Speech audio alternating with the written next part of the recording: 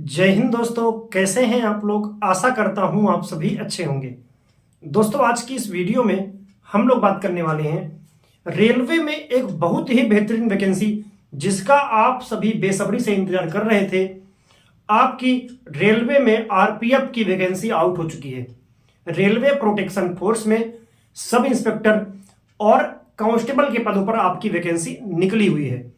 तो इस वैकेंसी के बारे में कंप्लीट जानकारी जो आपको फॉर्म भरने के पहले पता होना चाहिए, सारी जानकारी आज की इस वीडियो में आपकी क्लियर हो जाएगी। तो अगर आप हमारे चैनल पर नए हैं तो चैनल को सब्सक्राइब कर लीजिए, साथ ही बेल वाला आइकन जरूर दबाइए ताकि आने वाले वीडियो का नोटिफिकेशन आप तक सबसे पहले पहुंचे। तो आइए स्टार्ट करते हैं। दोस्तों, आपकी वैकेंसी है रेलवे में एसआई और कांस्टेबल के पदों पर।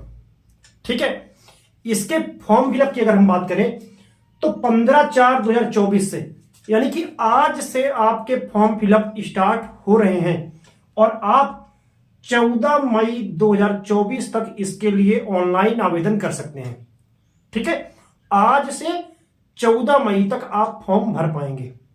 ठीक है, हम बात करें कुल पदों की संख्या की तो आपके यहां पर सब इंस्पेक्टर के 452 पद हैं और कांस्टेबल के 4208 पद पर वैकेंसी निकाली गई है। ठीक है, तो अच्छी वैकेंसी है। अगर आप मेहनत करते हैं सही डायरेक्शन में तो आप इसमें से एक पोस्ट अपने लिए ले पाएंगे। ठीक है, तो कुल पद हो गए एसआई में 452 और कांस्टेबल में 4208 पद।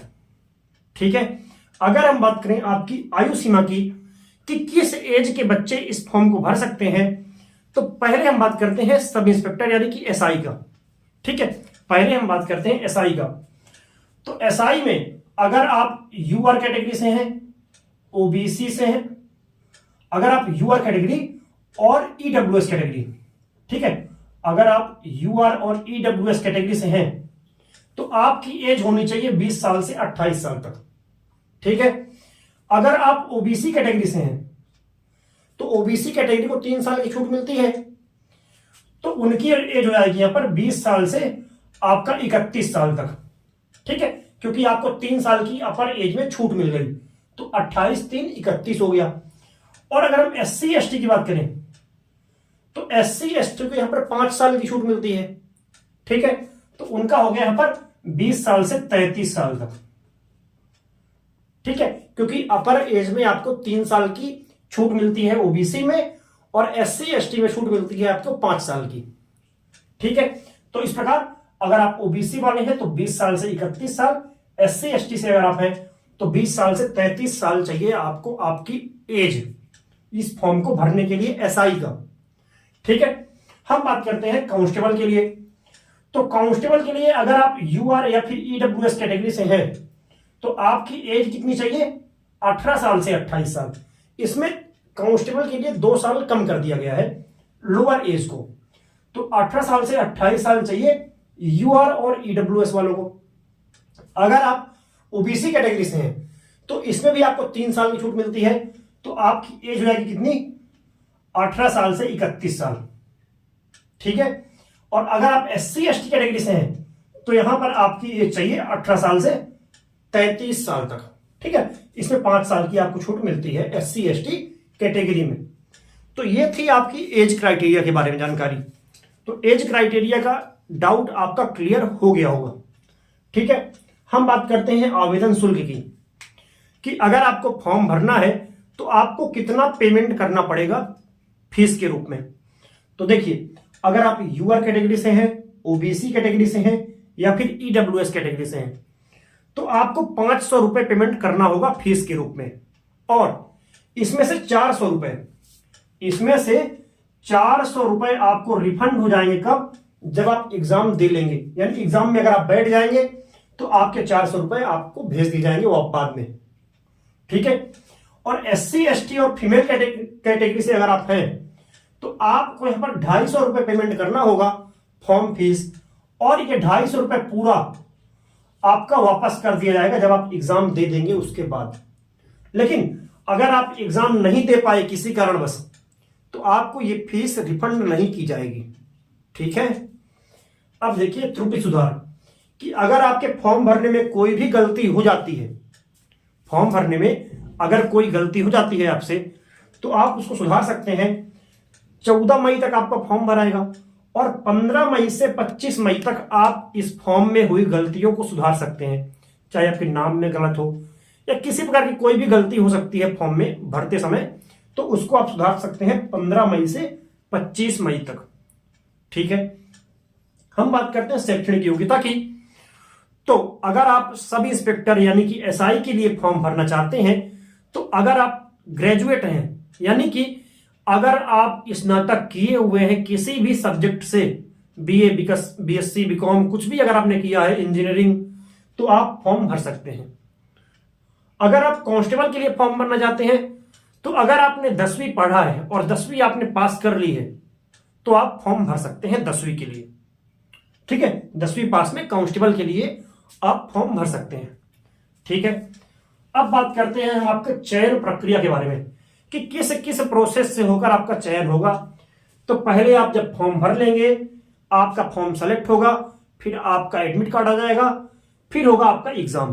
पहले आपका एग्जाम कराएंगे, फिर PET, PMT, physical efficiency test और फिजिकल मेजरमेंट टेस्ट, यानी आपका हाइट, चेस्ट, आपसे रनिंग कराई जाएगी, लंबी कूद, ऊंची कूद, इस प्रकार आपकी पीईटी और पीएमटी होगा। फिर आपका हो जाएगा डॉक्यूमेंट वेरिफिकेशन और मेडिकल एग्जाम। ठीक है, तो बहुत आसान प्रोसेस है। अब बात करते हैं हम एग्जाम के बारे में कि एग्जाम में क्या क्या पूछेगा और कितने कितने नंबर का पूछेगा। तो देखिए, एग्जाम होगा आपका 1.5 घंटे का, यानी कि 90 मिनट आपको मिलेंगे एग्जाम लिखने के लिए। एग्जाम आपका ओएमआर में बेस पे होगा, यानी कि आपको ऑप्शन टिक करना है। 4 ऑप्शन रहेंगे, उसमें से एक सही होगा, उसको आपको ढूंढना है। ठीक है, तो 90 मिनट आपको टाइम मिलेगा। 120 क्वेश्चन आपसे पूछे जाएंगे। एक क्वेश्चन यहां पर 1 मार्क्स का रहेगा और 1/3 की आपकी निगेटिव मार्किंग रहेगी, यानी अगर आप 3 क्वेश्चन गलत करते हैं तो आपका 1 नंबर कट जाएगा। ठीक है, मैथ के 35 क्वेश्चन, रीजनिंग के 35 क्वेश्चन और आपके जीके के, जनरल नॉलेज के 50 क्वेश्चन आपसे पूछे जाएंगे। तो इस प्रकार 120 क्वेश्चन हो गए और 120 मार्क्स का आपका पेपर होगा। ठीक है, अब जो बच्चे एग्जाम में पास करेंगे वो जाएंगे आपका पीईटी, पीएमटी देने के लिए। तो देखो, पीईटी और पीएमटी, पहले हम बात करते हैं एसआई का, सब इंस्पेक्टर का। तो आपकी हाइट चाहिए 165 सेंटीमीटर मेल में, अगर आप मेल हैं, यूआर, ओबीसी और ईडब्ल्यूएस कैटेगरी से। एसटी एससी को यहां पर 5 सेंटीमीटर की छूट मिली हुई है, इसमें भी। ठीक है, एससी एसटी को 5 सेंटीमीटर की छूट मिली है हाइट में। तो देखिए, अगर हम बात करें मेल की एसआई में, तो 165 सेंटीमीटर आपकी हाइट होनी चाहिए और फीमेल में 157 सेंटीमीटर आपकी हाइट होनी चाहिए एसआई के लिए। चेस्ट की बात करें तो एसआई में अगर मेल हैं आप, तो आपका चेस्ट जो है 80 से 85 सेंटीमीटर, यानी 80 सेंटीमीटर नॉर्मल होना चाहिए और 5 सेंटीमीटर का आपका एक्सपेंशन, यानी फुलाने पर 5 सेंटीमीटर फूले, तो आप इसके लिए एलिजिबल रहेंगे। अगर हम बात करें यहां पर रनिंग की, तो एसआई में अगर आप मेल हैं तो 1600 मीटर की आपको रनिंग करनी होगी 6 मिनट 30 सेकंड, यानी 6.5 मिनट में 1600 मीटर दौड़ना है आपको। फीमेल में 800 मीटर दौड़ना है 4 मिनट में। हाई जंप की बात करें तो 3 फीट 9 इंच आपको हाई जंप करना है एसआई मेल में, और अगर आप फीमेल हैं तो आपको 3 फीट हाई जंप करना होगा। लॉन्ग जंप एसआई मेल में 12 फीट और फीमेल में आपको 9 फीट लॉन्ग जंप करना होगा। ठीक है, हम बात करते हैं कांस्टेबल की। तो कांस्टेबल में अगर आपकी हाइट मेल में 165 सेंटीमीटर है तो फॉर्म भर सकते हैं, फीमेल में 157 सेंटीमीटर है तो आप एलिजिबल रहेंगे। ठीक है, चेस्ट की बात करें तो यहां पर मेल में आपका 80 से 85 सेंटीमीटर आपका चेस्ट का क्राइटेरिया मांगा गया है। ठीक है, अगर हम रनिंग की बात करें तो रनिंग आपका 1600 मीटर की रनिंग चाहिए 5 मिनट 45 सेकंड में मेल को, और 800 मीटर की रनिंग चाहिए 3 मिनट 45 सेकंड में फीमेल को। ठीक है, हम बात करें अगर हाई जंप की, तो मेल में आपका 4 फीट आपको हाई जंप करना होगा और फीमेल में 3 फीट। और लॉन्ग जंप की बात करें तो 14 फीट लॉन्ग जंप मेल में करना है और फीमेल में 9 फीट। ठीक है, तो ये था आपका पीईटी और पीएमटी के बारे में जानकारी। अगर आप इसको पास करेंगे तो आपका होगा डॉक्यूमेंट वेरिफिकेशन और मेडिकल, फिर आपका यहां पर फाइनल सिलेक्शन हो जाएगा और आपको ज्वाइनिंग लेटर मिल जाएगा। ठीक है, तो ये थी कंप्लीट जानकारी इस वैकेंसी के बारे में। अगले वीडियो से मैथ के आपके डिटेल में सिलेबस कौन कौन से मोस्ट इंपॉर्टेंट टॉपिक है जिनसे मैक्सिमम क्वेश्चन पूछे जाते हैं उसके बारे में, फिर रीजनिंग का, फिर जीके का और प्रिपरेशन स्ट्रेटेजी के बारे में बात करेंगे, बुक लिस्ट के बारे में बात करेंगे। तो आप हमारे चैनल को सब्सक्राइब कर लीजिए, बिल वाला आइकन दबा लीजिए, क्योंकि इसी प्रकार के गवर्नमेंट जॉब से जुड़े अपडेट हमारे चैनल पर आपके लिए लाए जाते हैं। धन्यवाद।